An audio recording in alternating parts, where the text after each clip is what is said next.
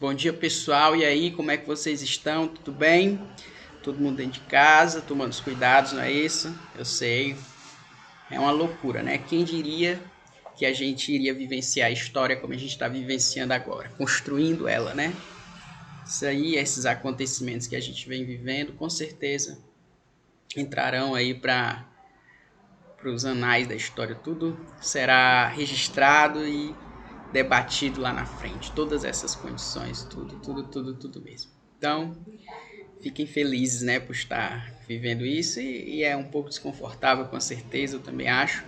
Mas vamos para a nossa luta. Hoje, como vocês já podem ter conseguido ler aí, nós vamos falar um pouco sobre a pré-história, tá certo? Ou seja, esse temazinho, a história antes da escrita. Para quem não lembra de mim, né, tá aqui meu nome, sou eu, Elton Dantas. Então vamos para a luta, beleza? Pessoal, para a gente entender por que a pré-história tem esse nome, a gente não tem que olhar para a pré-história, mas tem que olhar para o século XIX, quando o pessoal estava escrevendo a história. Porque vocês podem perceber que a história ela é escrita por pessoas, e essas pessoas elas entendem o mundo de alguma forma. No século XIX, especificamente, é quando a gente vai ter a mudança da perspectiva das fontes históricas. A gente já estudou o que é fonte histórica, né? A gente viu toda a diversidade que as fontes históricas podem ter. Mas as fontes históricas, elas nunca foram tão diversas como a gente estudou nas aulas anteriores. As fontes históricas, elas antes do século XIX, elas eram restritas somente a documentos oficiais. Ou seja, era algo escrito, era algo que tinha que estar ali registrado e tinha que ser feito por órgãos oficiais, alguém ligado ao governo. Tudo que saía dessa ordem, tudo que saía desse grupo que eu acabei de classificar, não era considerado fonte histórica até esse séculozinho aqui que a gente está vendo. Porque vão surgir algumas pessoas que vão passar a reinterpretar esses papéis, né? Então, vai deixar de ser só esses papéis, né? E vai ter uma abrangência muito maior. Se a gente pensar nos homens das cavernas, eles não sabiam escrever, né? Então, estudar a história dos homens das cavernas antes do século XIX era impossível, porque não tinha governo, porque não tinha nada escrito. Eles não sabiam escrever, não tinha se inventado a escrita ainda na pré-história. E é por isso que ela vai ter esse nome. Porque para a galera antes do século XIX, só tinha história quem tinha escrita. Então, o nome pré-história significa antes da história. Então, todos os povos que não tinham desenvolvido escrita, para esses historiadores que são considerados positivistas, né, não tinham história. Por isso, pré-história. Porém, com o surgimento de uma nova escola de história, a chamada Escola dos Análises, essa escola vai começar a interpretar, a olhar para a fonte de formas diferentes. Não só vai aumentar a quantidade de fonte que a gente vai poder analisar, ou seja, qualquer coisa vai poder ser considerado fonte histórica, como também o olhar para essa fonte vai ser um olhar que nós historiadores chamamos de um olhar crítico. O que é que isso quer dizer? Vamos imaginar que a gente pegue uma cartinha de um crush, de uma pessoa que a gente gosta muito. E aí a gente começa a ver esse crush só elogios da gente, só elogios da gente. Mas aí depois a gente vai analisar essa fonte. Não vai acreditar nela por si só.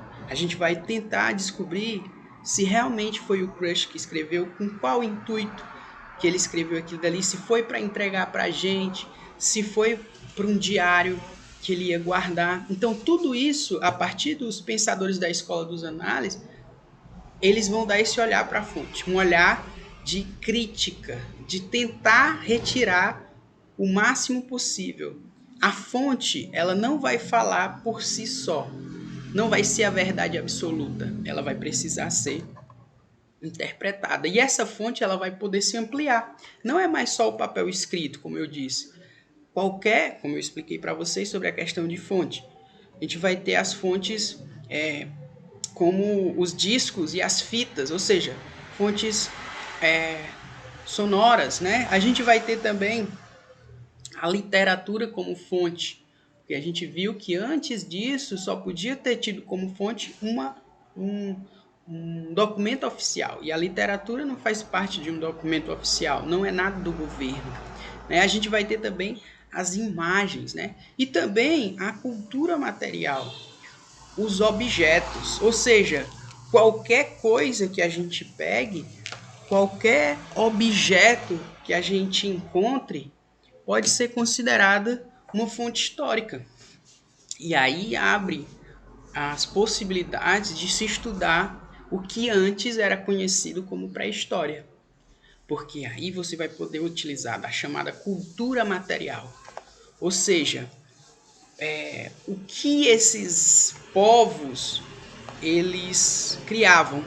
E alguns estudiosos vão ajudar muito na escrita dessa história, na escrita da pré-história, né? Entre eles os paleontólogos, né? Quem eram esses paleontólogos? Eram as pessoas que estudaram a origem da evolução dos seres vivos, como os fósseis, por exemplo. Exemplo aí que a gente tem fósseis de libélula e um fóssil aqui de um dinossauro, né? Criaturas fossilizadas. Então eles vão lá escavar a terra, né? Retirar, porque fóssil quer dizer retirado da terra. Então eles vão procurar esses achados, especificamente os paleontólogos vão procurar esses achados de seres vivos para fazer uma história natural, né? Descobrir como é que houve essa evolução. E eles vão ajudar muito porque eles também vão estar incluídos essa história natural dos seres humanos, né? Então, vão começar a achar diversos fósseis humanos e perceber que essa história natural vai influenciar na história social desses seres humanos, né? Outro grupo de estudiosos que vão ajudar muito na questão dos estudos da pré-história são os arqueólogos. Eles também vão escavar a terra em busca de elementos, né? Mas elementos esses da cultura material, como eu falei. Ou seja, objetos, né? Como a gente viu, eu trouxe aqui os dois objetos aqui para a gente ver. Então, os povos da antiguidade, os povos pré-históricos, eles também criavam objetos. E esses objetos ficaram ali, enterrados em determinados locais onde eles viviam. E esses arqueólogos, eles vão até esses ambientes, escavam o lugar, encontram esses objetos e analisam esses objetos que ajudam a gente a entender como eram esses povos do passado, né? Como a gente viu aqui nos dois exemplos que eu vi, né?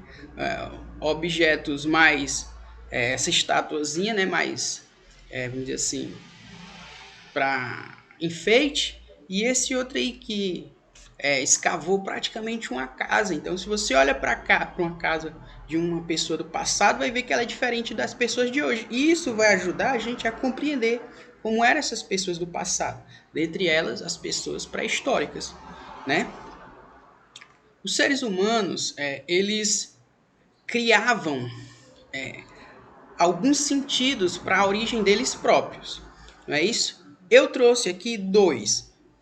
Os Dogons, né, que davam a chamada origem do ovo cósmico, que para eles, né, havia dentro de um ovo cósmico da natureza os 4 elementos. E esses 4 elementos começaram a se misturar com o passar dos anos, que causou muitas explosões, e desse ovo cósmico surgiu uma nova tudo que existe na Terra, né? Então, os seres humanos, eles sempre tiveram essa necessidade de explicar, de entender, né? Desde quando eles passam a ser Homo sapiens sapiens, né? Outra origem do ser humano que eu trouxe foi o Mavutini, né? Do Sol e da Lua. Que para ele, né, esse Mavutini andava pela floresta sozinho, mas tinha muitos poderes, né? E ele solitário resolve transformar da concha uma mulher. E dessa mulher que ele se apaixona, começa a ter vários filhos, ela engravida, e dela nascem todas as tribos indígenas, né? Então, aí você vê uma criação da origem do ser humano, através de uma visão indígena, né, no caso. Mas aí também, além das visões que a gente pode dizer, além das visões míticas, né, cosmogônicas, a gente vai ter também a origem dos seres humanos através da visão da ciência, né, que para os cientistas a teoria mais convincente aqui, que tem mais adesão, vai ser a chamada teoria da evolução, né? E aí eu trouxe esse exemplo aqui. Vamos imaginar que essa lagartixa, como é que funciona a evolução, né? Vamos imaginar que essa lagartixa aqui teve 2 filhotes, só que um delas nasceu amareladinho, né? Tá aqui essa lagartixa amareladinha. Só que para a gente olhar dentro desse ambiente que ela vive, que é esse ambiente dessa cor aqui meio bege, qual é a que vai se destacar mais? A amarela. Então, qual é que vocês acham que vai ser melhor predada? A amarela. Então, qual é que vocês acham que vai sobreviver? A outra, né? Aqui é da cor do ambiente em que ela vive. Então, essa daqui, essa outra, provavelmente ela vai ter filhos, enquanto essa, que é amarela, brilhante, morre porque é predada. Então, essa transmissão de genes é que vai garantir a evolução. Os seres que eram mais bem adaptados, que conseguiam sobreviver aos ambientes, ou se reproduzindo muito, ou se alimentando bem, eles conseguiam ter novos descendentes e assim proliferar, espalhar, né? É tanto que a gente, só voltar aqui, normalmente a gente tem uma visão da evolução muito desse sentido aqui, né? Um macaco que vai evoluindo até se transformar no homem. Mas essa visão aqui, ela é errada, porque dá uma impressão de uma evolução direta, o que na verdade não existe. Se a gente olhar a evolução, ela vai ser bem mais melhor representada através dessa árvore aqui que a gente está vendo, certo? Ou seja, ela vai ter várias ramificações que vão apresentar vários seres diferentes, né? Então, e dentre esses seres, né, a gente vai ter o ser humano também, né? Mais uma forma da gente explicar a evolução é isso aqui. Você vê que se a gente olhar alguns seres próximos, eles vão ter, vamos dizer assim, características parecidas, né? A gente olhando aí esse lagarto, deem um pause aí e observem que a evolução das mãos, ela sempre vai apresentar os mesmos ossos, por assim dizer, né? A gente vai ter os dedos aqui, né? Que ele representa de azul, e o rádio, acho que é rádio, né? Que é essa parte vermelha aqui, todas apresentadas nos mesmos animais, só vai modificar o formato, dependendo da especialização que esses animais vão ter.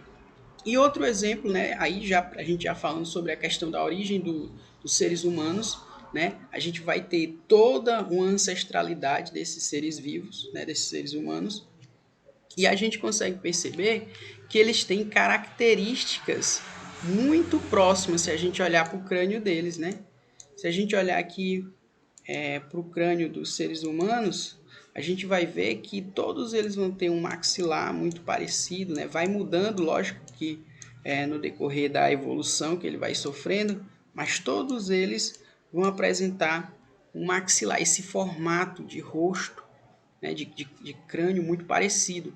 O que vai mudar, né, essa perca dos caninos, né, que a gente consegue perceber aqui muito bem, né? Alguns têm caninos mais protuberantes, enquanto os outros vão perdendo, até chegar na gente, onde a gente vai apresentar a característica maior, que é essa grande parte para ter o cérebro, né? Pessoal, no geral, certo? É isso aí. E a gente vai ter aqui as páginas dos exercícios de casa.